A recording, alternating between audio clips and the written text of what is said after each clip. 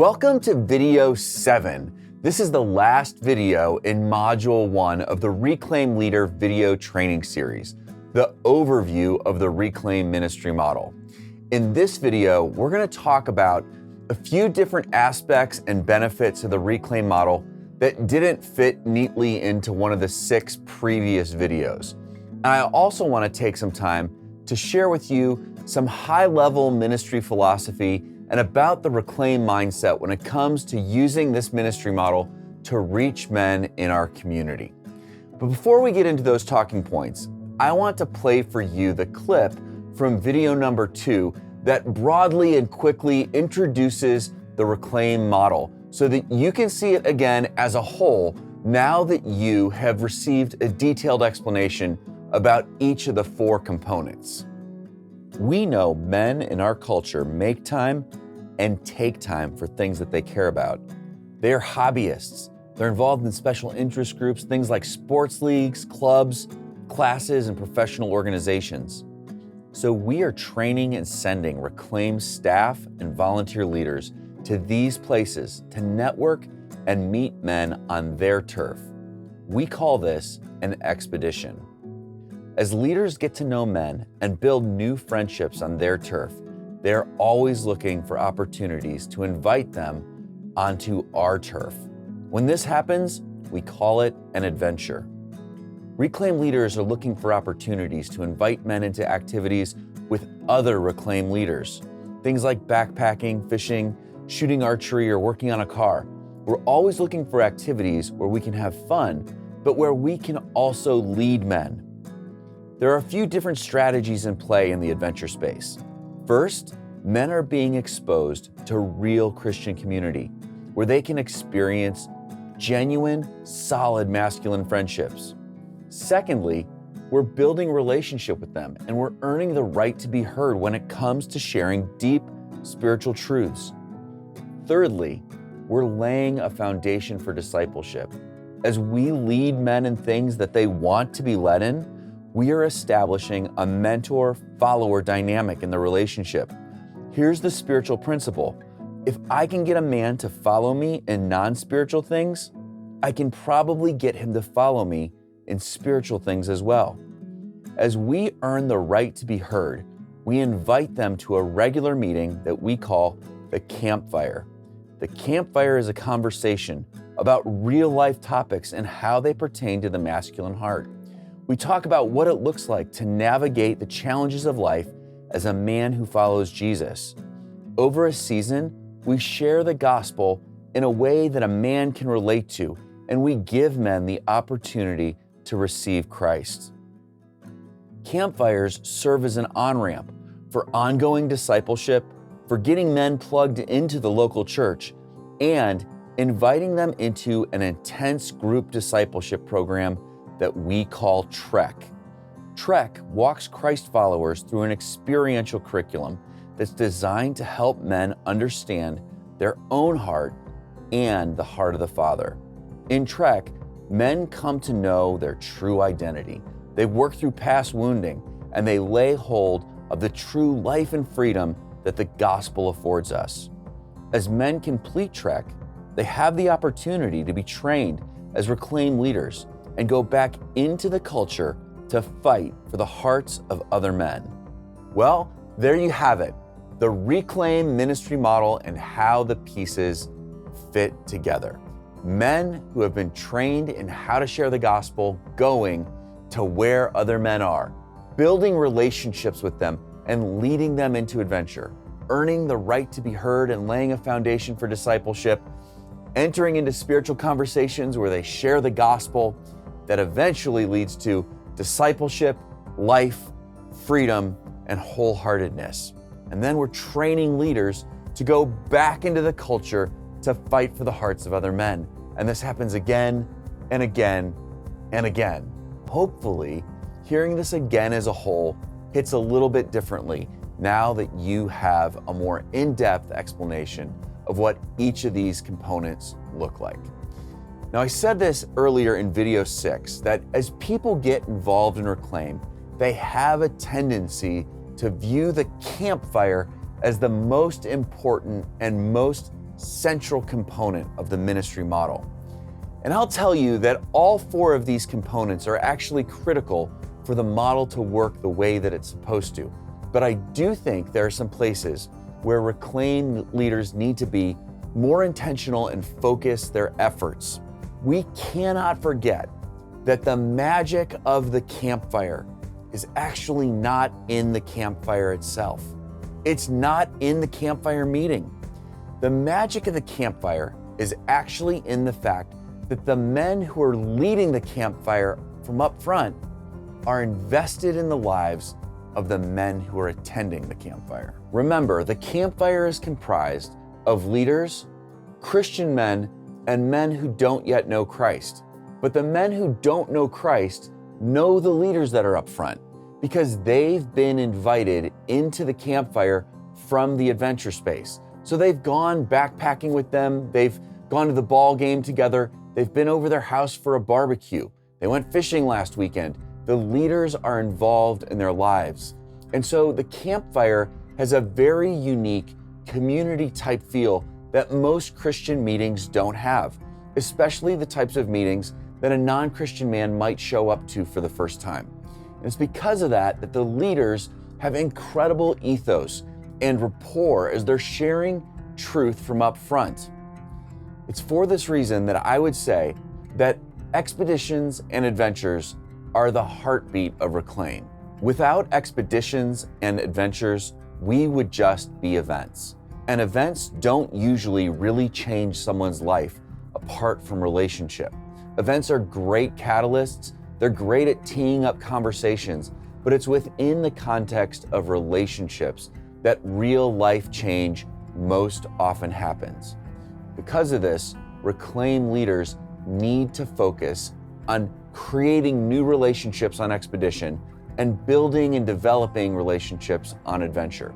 If leaders are doing this, campfires grow in a way that's healthy. If you think about this in terms of lowest common denominator, if you were to get rid of campfires and trek and intensives, everything that was programmatic, but we could still do expeditions and adventures, we would still be Reclaimed.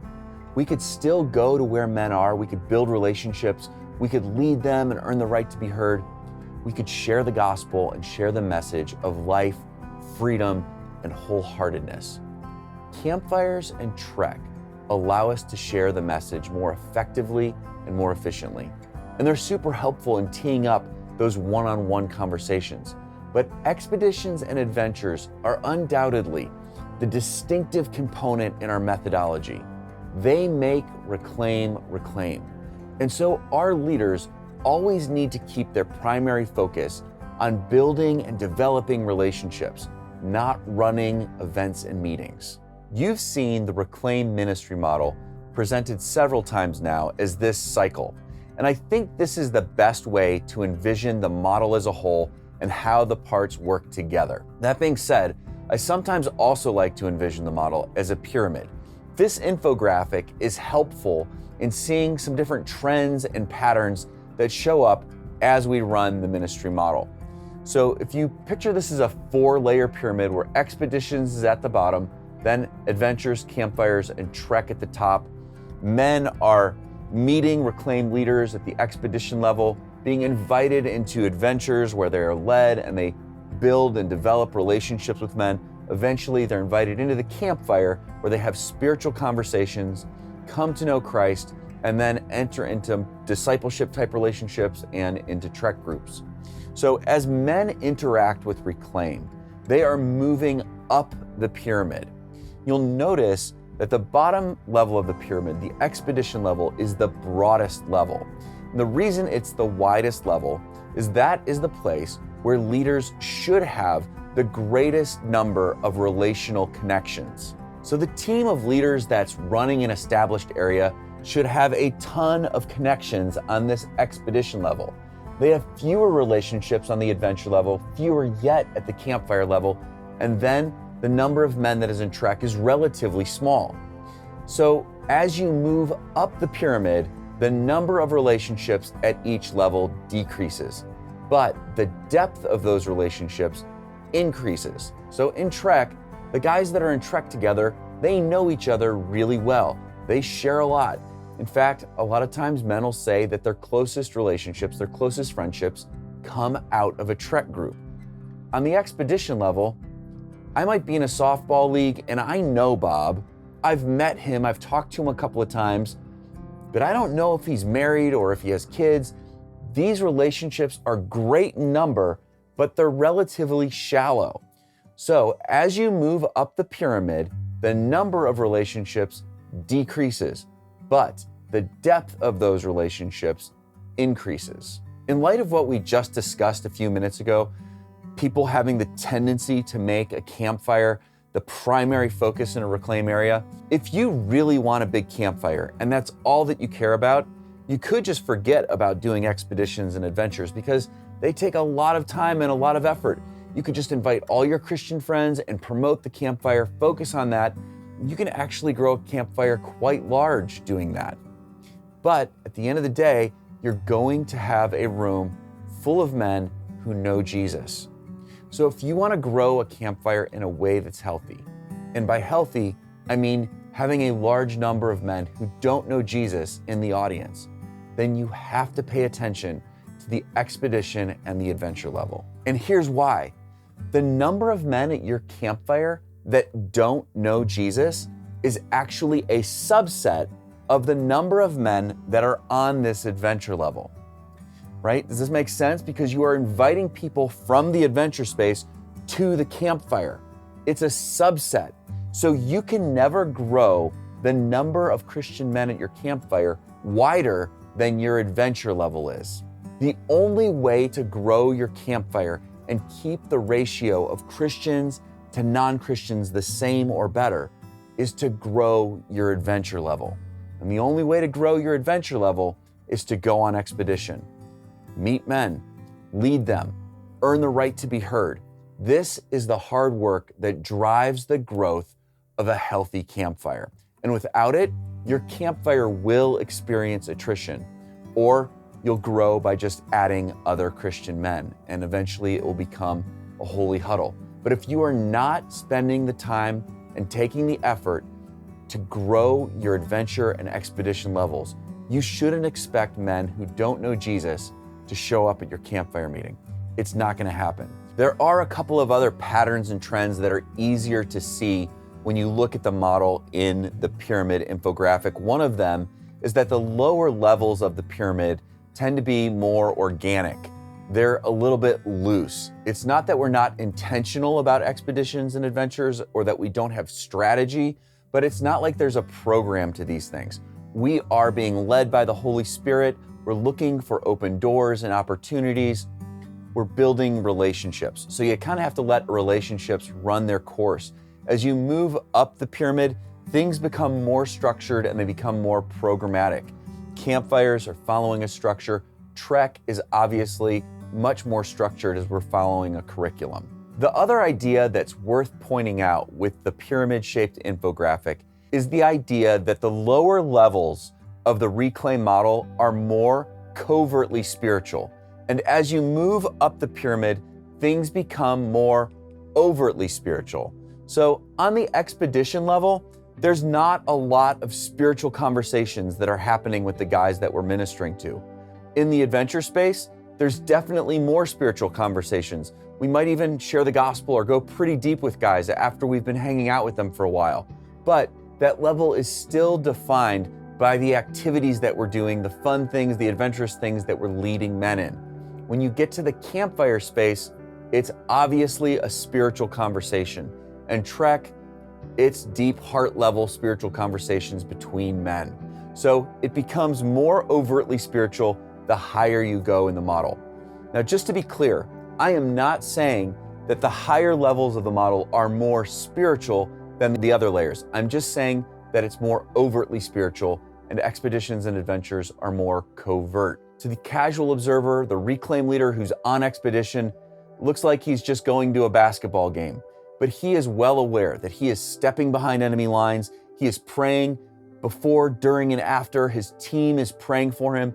It is highly spiritual. It's just not obviously spiritual to the outside observer or the men that we're ministering to.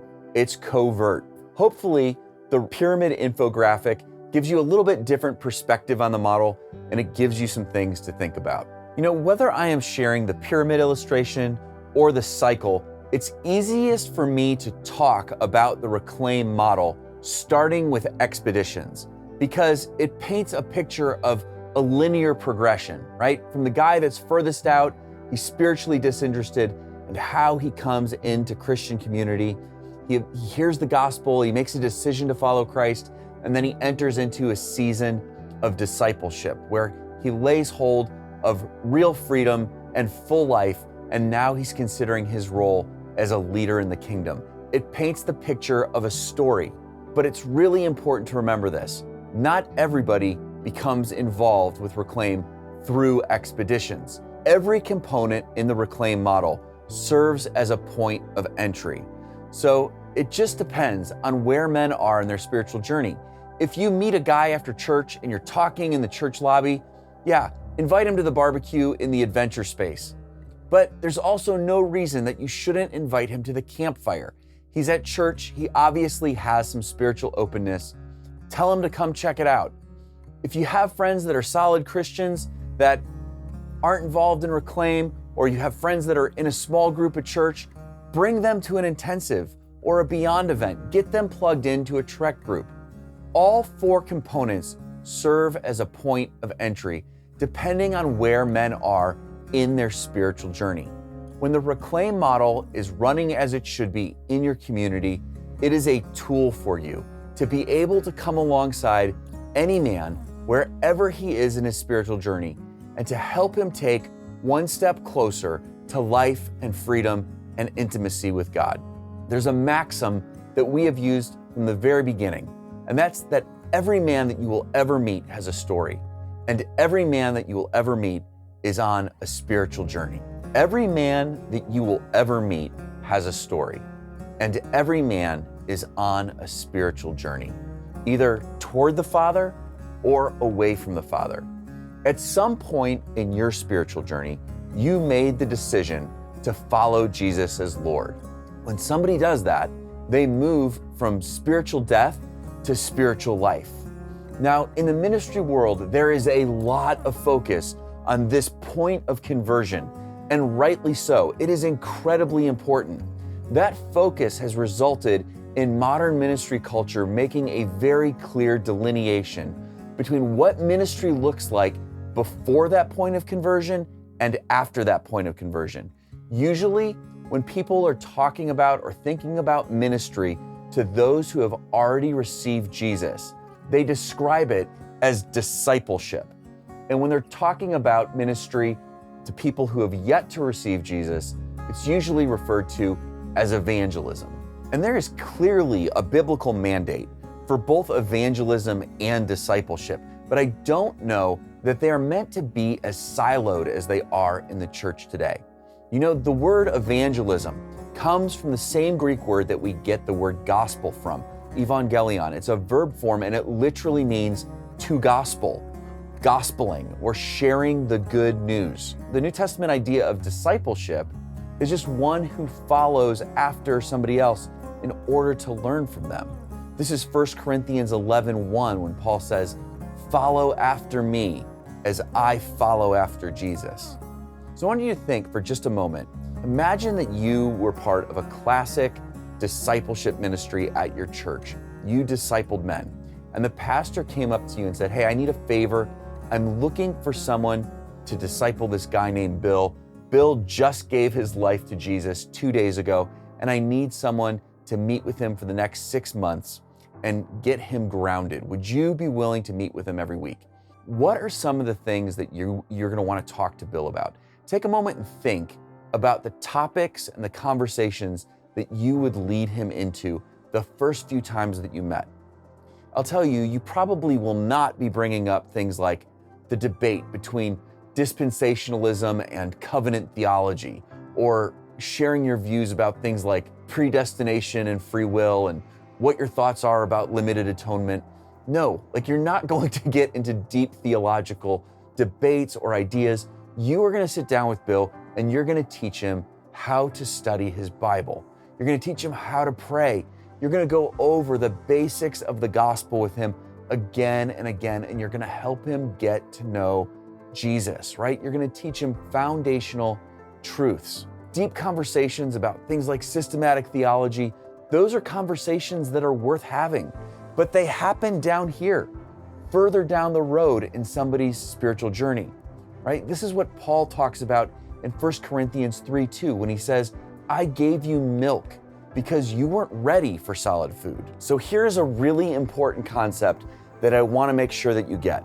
Where men are in their spiritual journey oftentimes will dictate what spiritual truths they are able to understand, internalize, and live out. People who are passionate about discipleship, or at least people who understand discipleship, usually get this concept. It's pretty widely accepted. And people who are in discipleship ministry usually do a very good job of assessing and adjusting to where people are in their spiritual journey. But for some reason, that truth doesn't always translate to people who are in evangelism ministry. You know, God gave all of us 2 ears, but Jesus is pretty clear all throughout the Gospels that at a given time, not everyone has ears to hear. There is a window of time. And sometimes this is not just a window of time, but it is a matter of where people are in their journey in terms of relationships, location, circumstance, but they are in a window where they are open to the message of the gospel. They're in a time and a place where they are receptive. In the same way, there are people who are not yet in this window, people who are not receptive to the message. And if you explicitly speak the gospel to them, it may not move them closer to God. In fact, it might move them further away because the gospel is a message that divides, right? It is the aroma of Christ to those who are in this window, and it is the aroma of death to those who are not. You know, it's so interesting. You hear Jesus say things like, don't throw your pearls to pigs. Or we see circumstance like Saul, when he's persecuting the church, undoubtedly heard the gospel many times, but he was not in a place where he was able to receive it. You know, the disciples, most of the time that they spent with Jesus, the message of salvation was withheld from them. Most of the people that interacted with Jesus did not have ears to hear. That doesn't mean that people who are outside this window can't be ministered to, loved, and drawn closer to the Father and into this window. In fact, I think this is a place where relational incarnational ministry really shines because God is still working on people's hearts here. We just need to be discerning. You know, when I think about the views that are held by people are in evangelism ministry, I broadly in my mind put them in 3 categories. The first category I'll call carpet bombing evangelism. This is where people share the gospel without regard to somebody's receptivity. I'm going to share the gospel with as many people as I can, whether they want to hear it or not. I'm going to share the gospel broadly, and I'm not going to pay attention to where people are in their spiritual journey. But I know that if I roll the dice enough times, I'm going to connect with people who are in this window of openness. So if the first view of sharing the gospel is carpet bombing, the second view is more like a laser-guided missile, right? There is high regard for target identification and target acquisition. And I am going to present the gospel in a way that is more focused. So you'll hear these people say things like, look for where God is moving and share the gospel there, right? These are usually people who are discerning, they're praying, they're observing, they're asking people probing questions to draw things out. And when they get a sense that somebody is in this window of openness, they will boldly share the gospel in a very focused way. So we have carpet bombing evangelism, we've got laser guided missile evangelism, and the third category I would describe as green beret evangelism. And here's what I mean by that. So the motto of the Green Berets is De Oppresso Libere, to free the oppressed. Now everybody knows the Green Berets as this elite group of iconic war heroes. But what most people don't know is the original vision of the Green Berets. And it was to use unconventional war tactics to disrupt or overthrow enemy governments and occupying forces by coming alongside local insurgents. So the Green Berets would embed themselves in enemy territory for an undefined amount of time. It was like they were there to stay. And they would come into this village of local insurgents who weren't able to effectively fight their oppressor. Sometimes they didn't have the strategy, they didn't have the firepower, sometimes they didn't even have the will. But when the sun went down, America's Green Berets would be on the rooftop fighting. And the next night, the Green Berets would be on the rooftop fighting. And the next night, and the next night, and the next night, until finally one of the Green Berets would look around and he would notice that one of the men from the village had joined them with his rifle, and he would fight along with them. And pretty soon there would be more villagers, and before long, there was a force of rebel insurgents that had been empowered to fight their oppressor effectively because the Green Berets came alongside them and committed to fight with them on their behalf. I think the Green Berets offer a fantastic illustration for the incarnational, relational rescue mission. This is how we approach evangelism in Reclaim. It's a type of evangelism that looks a lot like discipleship from the very beginning, because we're coming alongside people wherever they are in their spiritual journey. And we're building mentor-follower type relationships with men. We're fighting for their hearts, and we're helping them to take the next steps towards life and freedom, knowing Jesus, and intimacy with the Father. Now, I want to say this very clearly. In regard to the other two approaches to evangelism, I would never say that those two approaches are wrong. In fact, I think there's biblical precedence for them. People are called and gifted for that type of ministry, and there's maybe times where some of us in Reclaim need to lean more into those methodologies. But by and large, as an organization, Reclaim is called to this type of evangelism that looks a lot like discipleship from the very start. And that's why we have built the Reclaim ministry model the way that we have. You know, elite soldiers like the Green Beret are incredibly bold, but they're also incredibly smart. They realize that there's situations and scenarios where if they're too aggressive or bold, if they reveal themselves and show their hand, they can compromise an entire mission. And in the same way, Reclaim leaders, when they're on expedition, need to be shrewd and they need to be aware of their surroundings. For example, if you're at the gym and somebody asks you to spot for them and you go over and you start a conversation with this guy, you talk to him again next week and you begin a friendship with him. You might have several conversations with him. You might even hang out with him and never have a spiritual conversation or bring up spiritual topics. Now, that doesn't mean that's not great ministry. It doesn't mean that you're not engaged in helping him move closer to knowing Jesus. And there are people that would tell you that if you have a conversation with somebody at the gym like that and you don't tell them about Jesus, that you don't share the gospel with them, you missed an opportunity, that you need to be more bold. And I will tell you that as a Reclaim leader, that's simply not true, because you have a strategic plan for that person. Spotting him at the gym gives you the opportunity to start a relationship. And now you can invite him into the adventure space. You can go grab wings with your buddies and him. And while you're having wings, you can talk about how much all you guys love bow hunting so much. And before you know it, you're gonna be teaching him how to shoot a bow and arrow. He's gonna be hanging out at your house every Friday night when you have archery night. And he's gonna come with you guys to deer camp. Eventually, he's gonna show up at the campfire and he's gonna hear about the gospel.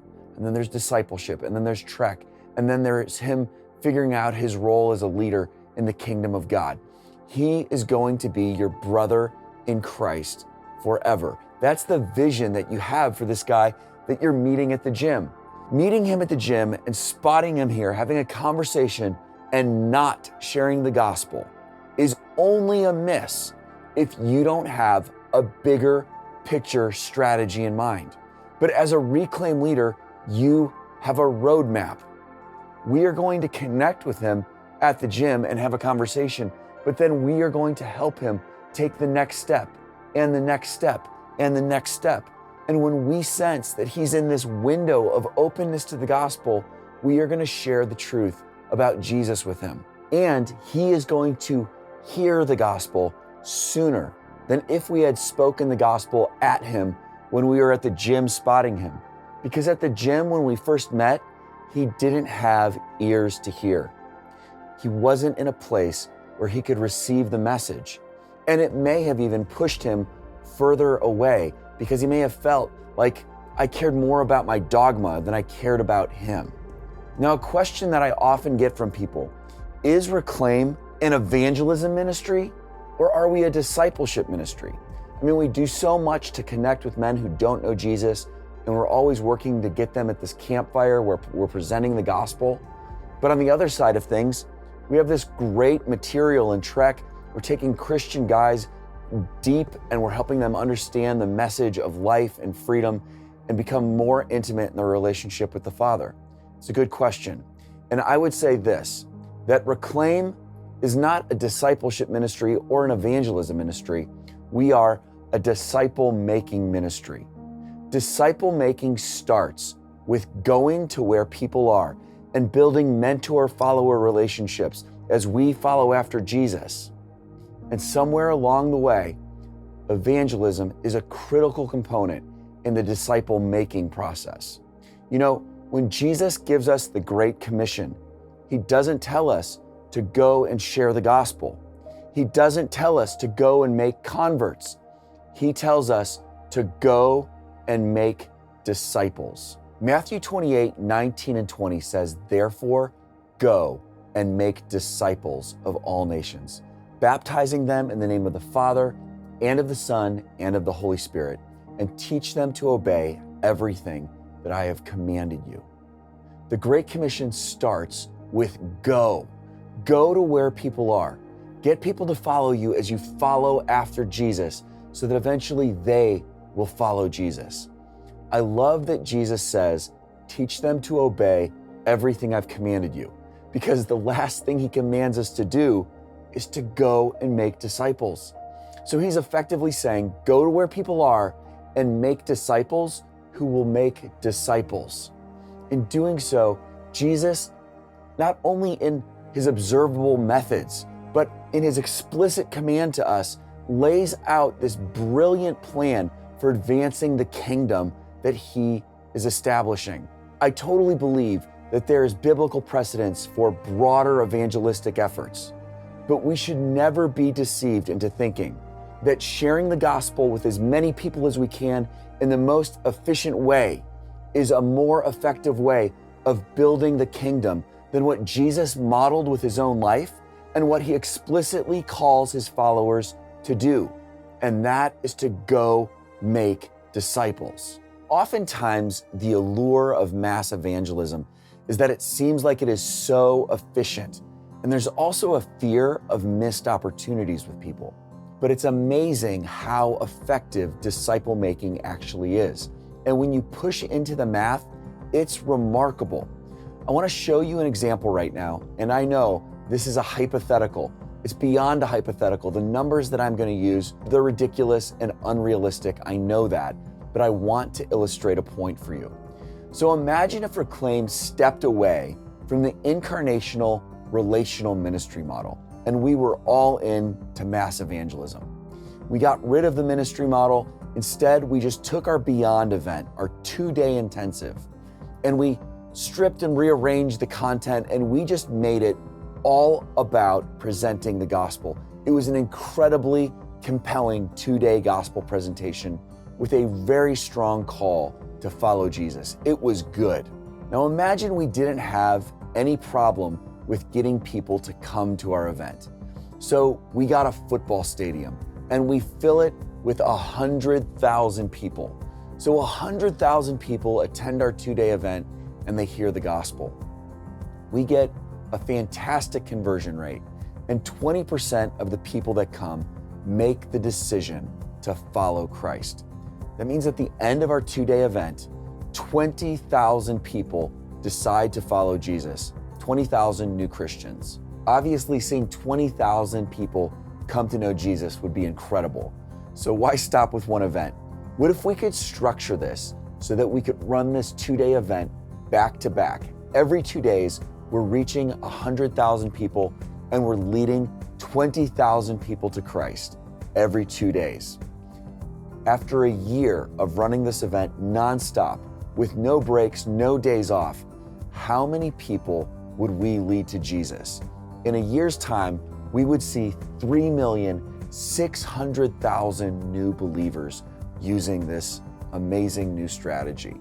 Right now, the current world population is about 8 billion people. So for argument's sake, let's pretend that none of these people would ever die and that there's not going to be any new people that are born. This is a fixed pool of 8 billion that we're trying to reach.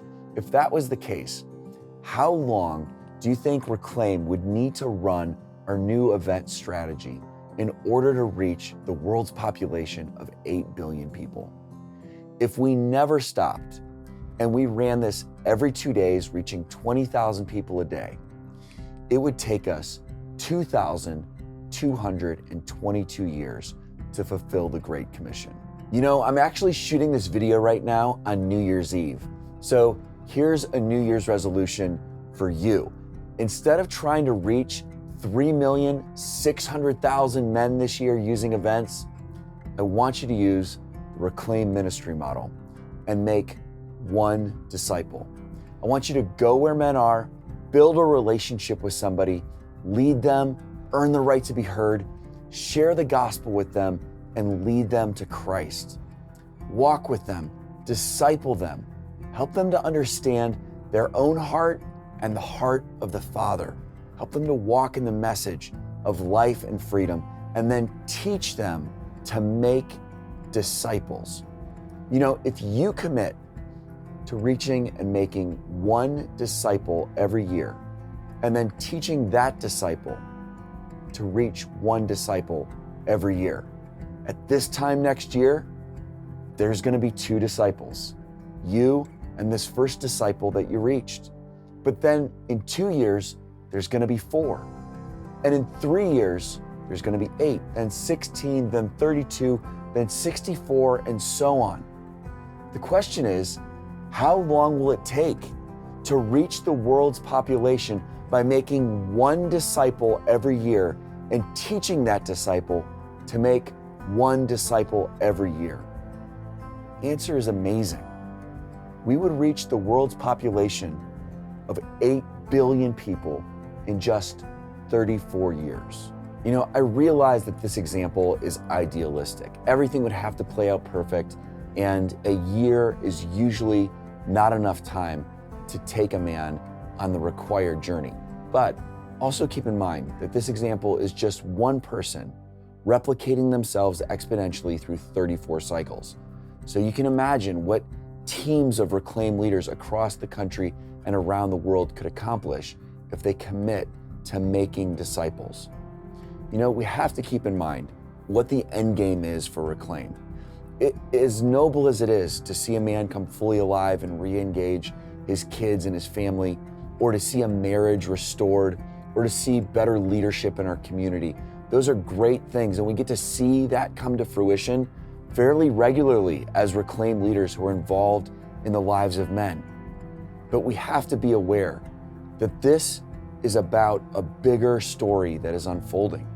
This is about the fulfillment of the Great Commission, and possibly in your lifetime.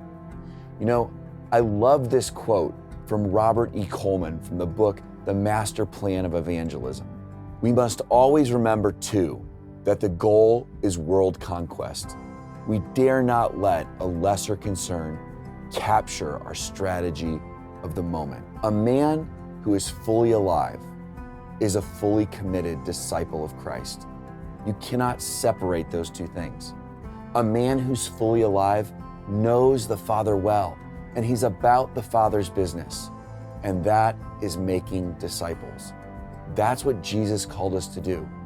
You know, the Reclaim ministry model allows us to come alongside men, to build mentor-follower type relationships, and to help men take the next steps in their spiritual journey. There's one additional item that I would like to talk about regarding the overall ministry model. And I think this is one of the strongest additional benefits that we see.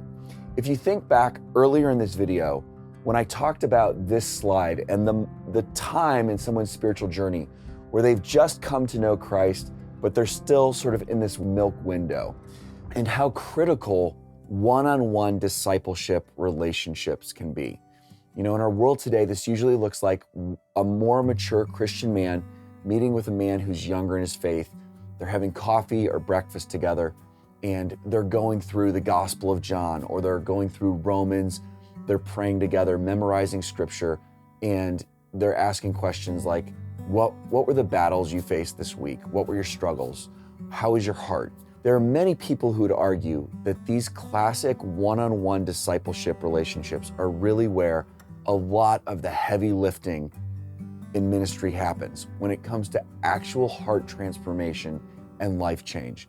There are many mature Christians, myself included, who would point back at these types of relationships and say, this is where I really started to understand God's providence, His calling in my life, and I really began to take my walk with Jesus seriously. One-on-one classic discipleship relationships are incredibly important. There are many churches and ministries who do a great job with this piece.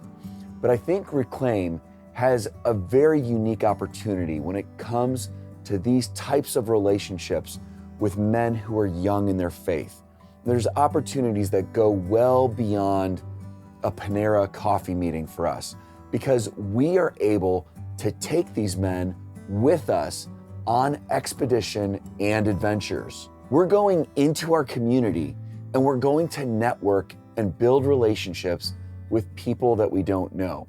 So maybe we'll go down to the rec center and hang out. Maybe we'll sign up for a skeet league at a sportsman's club. But over the next couple of weeks, we're gonna meet a dozen new people that we don't know. So when we get together over coffee or breakfast and read through Romans and memorize scripture and pray for each other, we're gonna do all those things that people do in classic discipleship type relationships.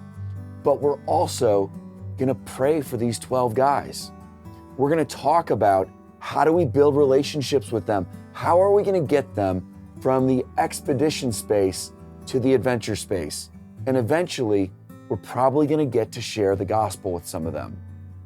So right off the bat, we're taking Christians who are young in their faith and we're pulling them into a ministry context where they can have a real impact. Now, I'm not talking about something that requires a lot of training. They're going alongside Reclaim leaders and they're just networking and making friends.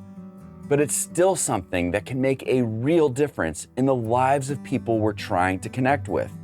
And later, when we get together over breakfast or coffee and we talk through those classic discipleship topics, things like how to share the gospel, spiritual warfare, memorizing scripture, all of these topics feel weightier.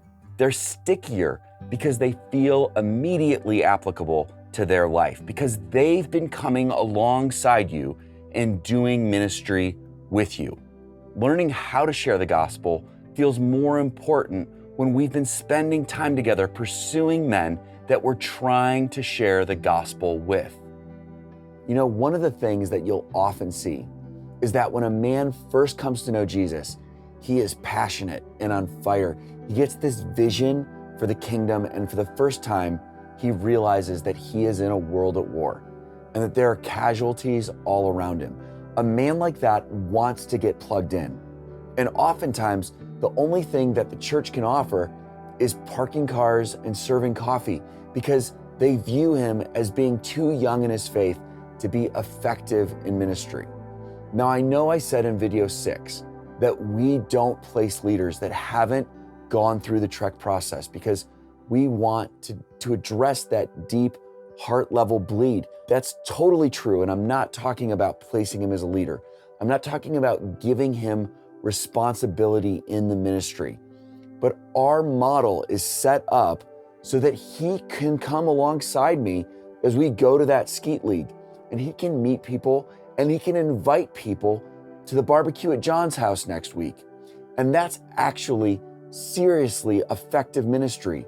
And he understands that he is making a significant difference in the spiritual journey of that person that he just invited. Taking a man who has the heart of a warrior and having him set up chairs and telling him that that is what kingdom impact looks like can feel so deflating. Let's get men into the mission field where they can have an experience that's active, where they're helping someone move from death to life. And I get that setting up chairs is important and that it's part of the bigger equation, but men need to feel something that's real. They need to see something that's tangible. And I think the Reclaim model allows us to do that in a way that's appropriate. A man who's not ready to teach or lead can still have an active part to play in getting on the front lines and fighting for the hearts of others. And when he does that alongside a Reclaim leader, it makes that discipleship relationship so much more rich and real. So this concludes video number 7, and it wraps up module 1, the overview of the Reclaim ministry model. If you're continuing on with us in your training as a Reclaim leader, there's a few things that we need to make sure you take care of before you start module 2. First of all, you need to make sure that you complete both Awaken and Story. Those are the first 2 segments of Trek. Those need to be complete before you move into module number 2. The other thing, we would like you to read 2 books. The first one is The Master Plan of Evangelism by Robert E. Coleman. This is a classic discipleship book. It is a deep dive study on the life of Jesus and his plan to advance his kingdom through disciple making. The other book that we'd like you to read is God Space by Doug Pollock. This book is a practical guide to having spiritual conversations with people who don't know Jesus in a way that's not threatening and feels natural. Both of these are tremendous resources that are going to be very helpful to you as a Reclaim leader. The other thing that I would reiterate is don't just watch these 7 videos once and think that you're done with them. Go back and watch them several times. Memorize the terms that we use, understand the concepts, and be comfortable with them. Module 2 is going to build off of them, and it's critical that you understand and know these things as a Reclaim leader. If you have questions about the content, or you would just like to have deeper discussion about some of these concepts, feel free to reach out to a Reclaim staff person. We'd be glad to have that conversation with you and answer any questions that you have. Thank you so much for watching these videos, and thank you for engaging in this process. God bless you as you continue in your journey to equip yourself and be better prepared to fight for the hearts of others.